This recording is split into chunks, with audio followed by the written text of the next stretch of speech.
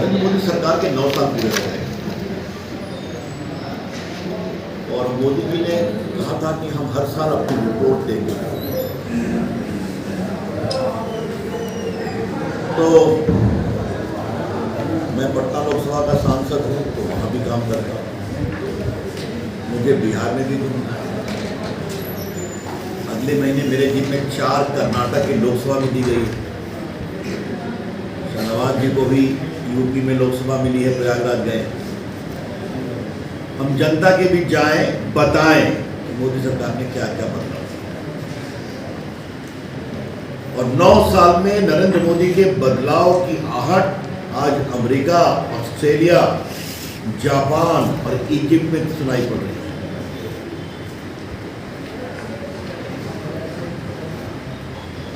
America के राष्ट्रपति का एक ट्वीट आया है कि नरेंद्र मोदी जी की यात्रा के बाद अमेरिका और भारत का संबंध दुनिया में शांति और विकास का नया आयाम रखेगा। और माननीय प्रधानमंत्री का जवाब भी दिया है। भारत को टेक्नोलॉजी में आज जेट का इंजन मिल रहा है, आज ड्रोन की टेक्नोलॉजी मिल रही है,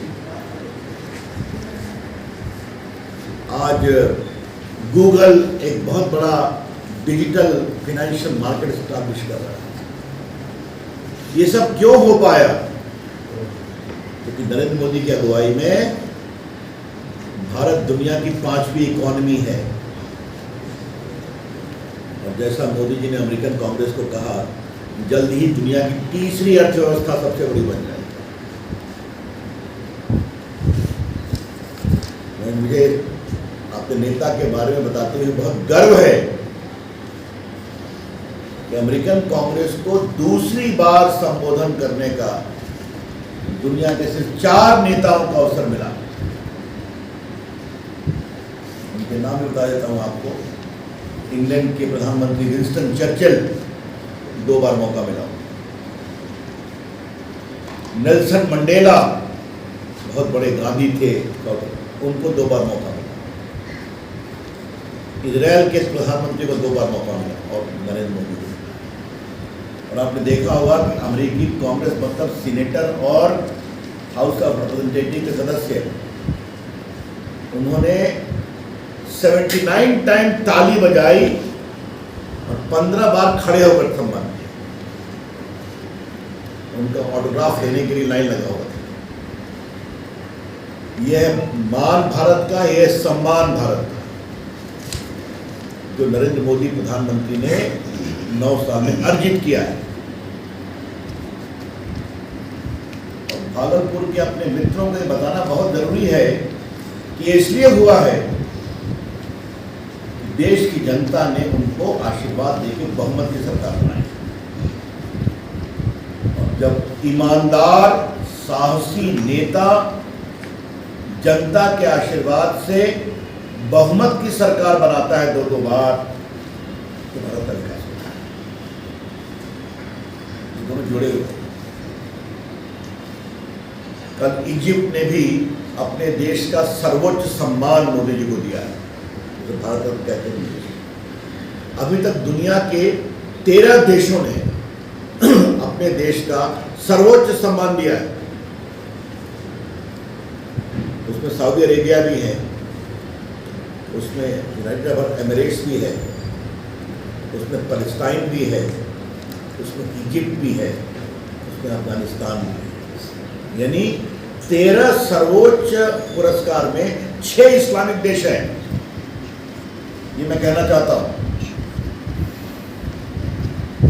ये इसलिए हुआ है कि उनकी अगुवाई में देश का विकास हुआ है। सबका प्रयास, सबका विकास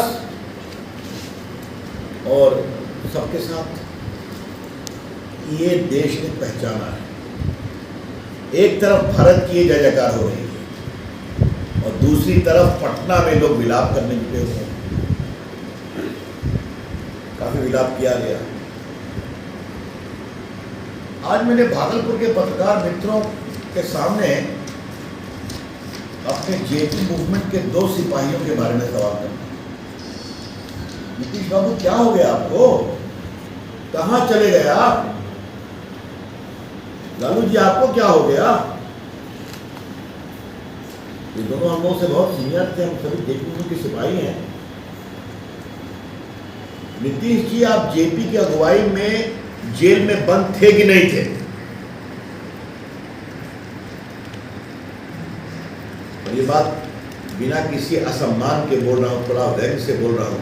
लालू जी आपने अपनी बेटी का नाम निशा क्यों रखा? तो क्या निशा में बंद थे? कांग्रेस ने बंद किया था, इंदिरा जी की तानाशाही ने बंद किया, हम सभी बंद थे। निशा पटना जेल में था, मोदी भागलपुर जेल में थे, चौबेरी जेल में थे। आज आपने कुर्सी के लिए सारा सिद्धांत छोड़ दिया। इतनी शर्मिंदगी है आप में, कोई लोक लाज नहीं बचाया आपने कि जिस इंदिरा गांधी की तानाशाही ने आपको जेल में बंद किया, वो नीतीश कुमार उनके पोते के सामने नतमस्तक हो रहे हैं, फोटो छप रहे। और लालू जी तो उनकी शादी करवा रहे हैं। ये क्या हो गया? चलो लोकतंत्र की बात करते हैं तो नीतीश जी और लालू जी, लोकतंत्र लोकलाज से चलता है।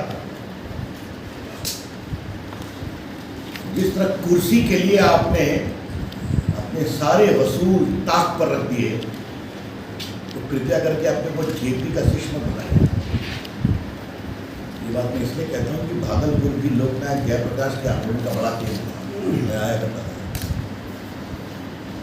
एक अंतिम बात खाली कहनी है, लोकतंत्र की बात करते हैं। नीतीश कुमार की ममता जी आई थी, बंगाल में ग्राम पंचायत में लोगों को नामांकन नहीं करने दिया जा रहा। आपने मुझे सवाल पूछा, ग्राम पंचायत का चुनाव लोकतंत्र की पहली सीढ़ी है। वहाँ कांग्रेस के लोग भी मारे जा रहे हैं, भाजपा के तो मारे ही जा रहे हैं। You not even fight on nomination. खामोश। नीतीश जी, लालू जी, केरला में लेफ्ट की सरकार ने कांग्रेस के नेता को गिरफ्तार कर लिया। आपने जवाब पूछा? और केजरीवाल जी तो ड्रामा करके चले गए, आपको मालूम है। आज फिर तुम बंद हो गई। ये जो अवसरवादी स्वार्थी तत्व है, ये कुर्सी के लिए कहीं का रोड़ा कहीं का ईंटा जोड़ रहे हैं। लेकिन मैं यही कहूँगा, देश बहुत आगे निकल रहा है। अब देवेगौड़ा जी, गुजराल जी, वीपी सिंह, चंद्रशेखर का जमाना खत्म हुआ। अभी देश स्थायी सरकार चाहता है, बहुमत की सरकार चाहता है। और ईमानदार नेता से देश क्या बनता है, ये नरेंद्र मोदी ने करके दिखाया। बस एक अंतिम बात, आपके जो सवाल होंगे, नीतीश बाबू ने जो दुनिया में आप जोड़ने चल रहे हैं भारत में, आपकी प्रधानमंत्री बनने की इच्छा है, वो छुपी हुई है।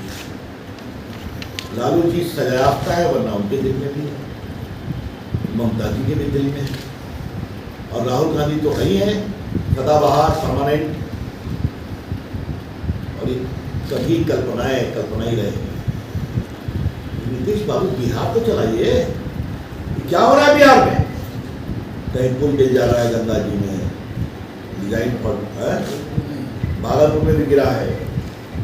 और बाकी पटना में अखबार उठाइए तो मैं पटना का सांसद हूँ। ये लाखों रुपया इस बैंक का लूट लिया, तो वहाँ ATM लूट लिया, तो ये मार दिए गए। अब तो बड़े बड़े लोगों के घर में डकैती हो जा रही है। भागलपुर को इससे अलग तो नहीं। तो क्या लॉ एंड ऑर्डर, क्या ढांचागत सुविधा, सबका हाल बुरा है। तो नीतीश बाबू पहले बिहार पर कंसंट्रेट करिए, दिल्ली का खाप छोड़िए। दिल्ली के खाप में कुछ होने वाला नहीं। बस मित्रों, मुझे अपनी ओर से इतनी कहना था। आपके सवाल लूँगा, सब बैठ कर